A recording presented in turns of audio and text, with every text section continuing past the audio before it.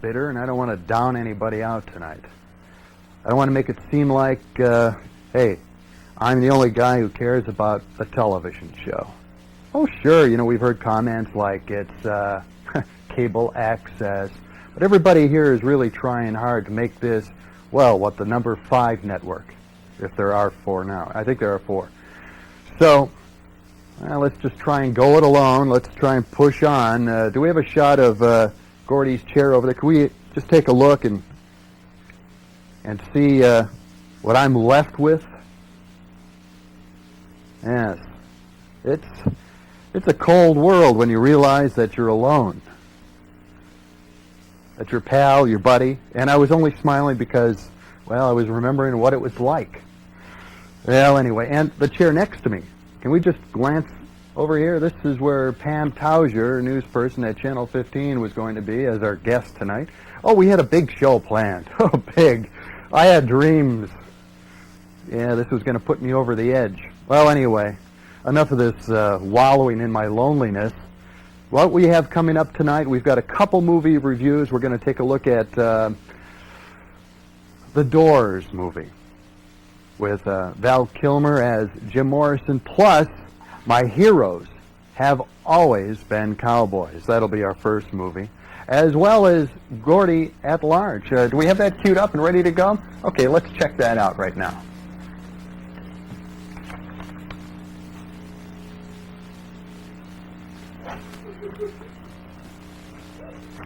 Are we ready with that, or? Well, hi. Gordy at Large. An impressive piece. Here it is.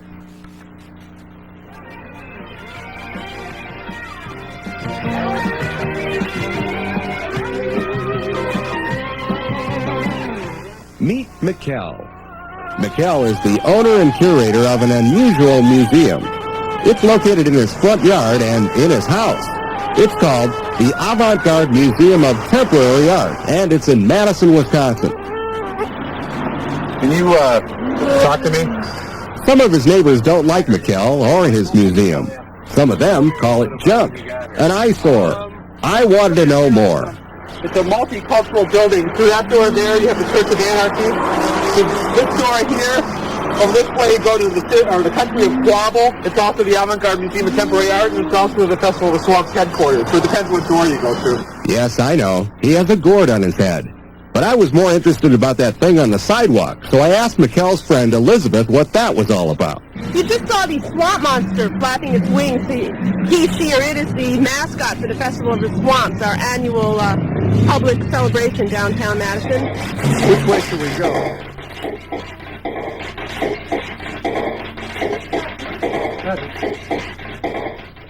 Here we have the Psycho Druid. Psycho Druid. There's one very large eye. He hops whenever possible, especially when he's excited. He hops a lot. And he can be seen in the Festival of the Swamps parade and other places. Here we have the Quabble Spiral. The what? The Spiral of Quabble. Quabble? Quabble is a sovereign country. Right here, we're in the capital of Quabble. It's not necessarily a geological country, and also it exists both 2,000 years from now and 2,000 years, 2,000 years from now both ways, in the future and in the past. Must be really tough for those Quabellians to set their VCRs. But that's a different subject. I wanted to know more. Spiral one can follow when in the country of Quabble to get outside of oneself. Now, the title of your museum here is the Avant-Garde Museum of Temporary Art. Is that correct? That's correct. Tell us a little bit about how you started this. We started it simply by not having enough room in our house anymore to keep our art. And the front yard was ours to use, so we began to put sculptures out here and work on sculptures out here, and it has grown into what it is now. We encourage anyone to display art in their front yards or display anything. Why just have dandelions and a few bushes and tulips here and there when you could have anything else? This is our imaginary bird. His name is Maybe I can get him singing. No, this is my sleeve. Simply a sleeve from a... Just going. As you can guess, a lot of the materials are found materials, found in the trash. Right. One person's garbage is our delight. The idea with the museum is it's temporary and it's constantly changing. An idea that we're taking what's happening in the world and constantly permutating it. So a lot of the art that's here is intense collage, which draws from everything that somebody might have in their house at one time, from newspapers and magazines to junk mail to actual art and things like that. A lot of people don't necessarily like what we're doing, but they respect the fact that we're doing it. And we're pretty much left alone. You've had it out here in front for 8 years, and I noticed as I was coming in, really minimum security out front. No, it's totally open. People come up here. One time I came out here and 3 o'clock in the morning, and I walked through the doorway of the building, and there were 3 street people crashed out here with beer cans with candles in it. I'd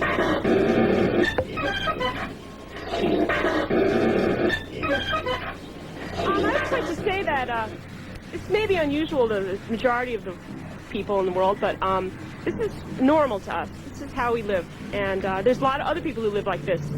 We're part of a huge network of underground artists who do all kinds of experimental work in all different media, and we all communicate through the mail and on the phone, and we're starting to meet each other, and it's really a community that exists internationally. What is the name of this network? There is no name to this network. And if there was anyone who would belong to a network with no name, it was Mikkel. Just when I began to think that I had seen and heard everything this museum had to offer, Mikkel started dancing around with something on his head that looked like a radiator from a '52 Ford. This apparently was meant to distract me for the medicine show portion of the tour that was just about to begin. I want to do my little marketing pitch here. Every year at the Festival of Swamps, we brew some special elixirs for people to imbibe. We have the elixir of muck, oozy antimatter, and eau de quagmire. All different sort of experimental elixirs. In fact, the one in this is from 1987. It has fresh organic mud, slime, weeds, excrement, bottled at the Zazaxo Endarchy. Can you tell us a little bit about this I work? wanted to just show, this is my favorite piece of art the last couple of weeks. Somebody dropped this off. The person that did this has never gone to art class in his life. He's never read Art Week or any of those magazines, but yet he sits in his little house and he does these things, and he's been doing these things for years and years and years, and you start to look at them and you start to realize that they're a geography for his unconscious, and that's a valid definition of what art is. I have one of those in my car.